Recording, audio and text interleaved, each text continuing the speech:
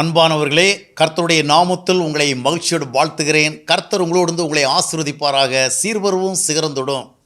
உலகத்தில் நம்மை நிறைய பேர் விரோதிக்கலாம், வெறுக்கலாம், கசக்கலாம்.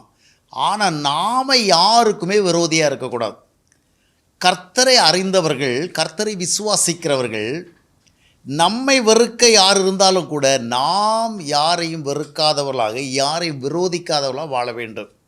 அதாவது அர்த்தம் என்னவென்றால், நாம் யாருக்கும் விரோதி கிடையாது. ஆனால் நம்மை சிலர் விரோதிக்கலாம், வேண்டாம்னு சொல்லலாம், வெறுக்கலாம், கசக்கலாம், பல காரியம் செய்யலாம்.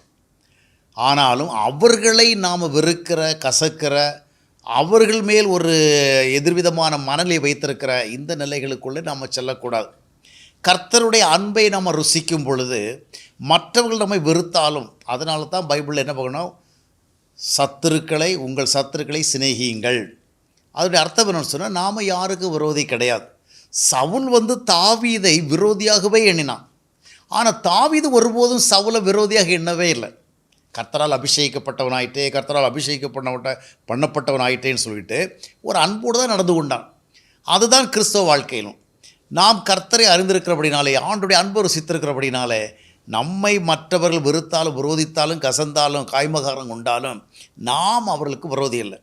இது ஒரு பக்கம். இன்னொரு பக்கம் பார்த்தீங்கன்னு சொன்னால், நாம் யாருக்கும் விரோதிகளாக இருக்கக்கூடாது, அதே நேரத்தில் எல்லாருக்கும் நண்பர்களாக இருக்கக்கூடாது.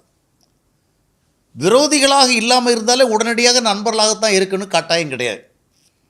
யாருக்கு நம்ம நண்பர்களாக இருக்கணும், யாருக்கு நாம் நண்பர்களாக இருக்கக்கூடாது அப்படிங்கிறத புரிஞ்சுக்கணும். ஏன்னா எல்லோருக்கும் நம்ம நண்பர்களாக இருந்து விட்டோம்னு சொன்னால் எல்லோருடைய மனநிலைக்கு இசைந்து செல்லும்படியான ஒரு சூழல் நமக்கு ஏற்படும்.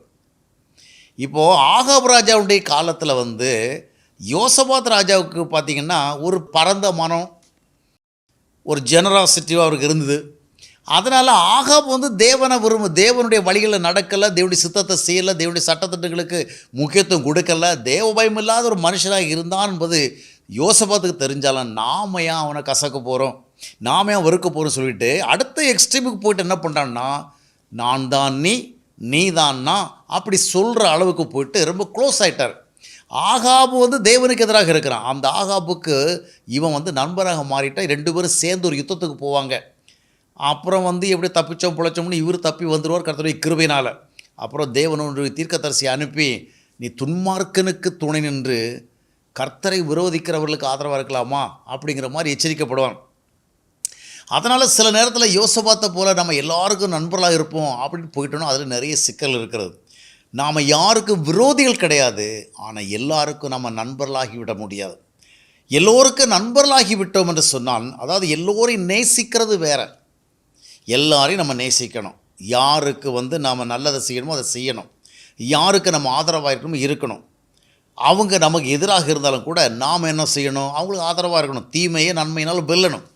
அதே நேரத்தில் நட்பு என்கிற அடிப்படையில் வருகிற பொழுது யாரிடத்தில் நட்பு வைக்கிறோம், எப்படிப்பட்டவர்கள் நட்பு வைக்கிறோம், இவர்களோடு உள்ள நட்பு நமக்கு நல்ல விளைவை ஏற்படுத்துமா, கெட்ட விளைவை ஏற்படுத்துமா என்பதை கவனிக்க வேண்டும்.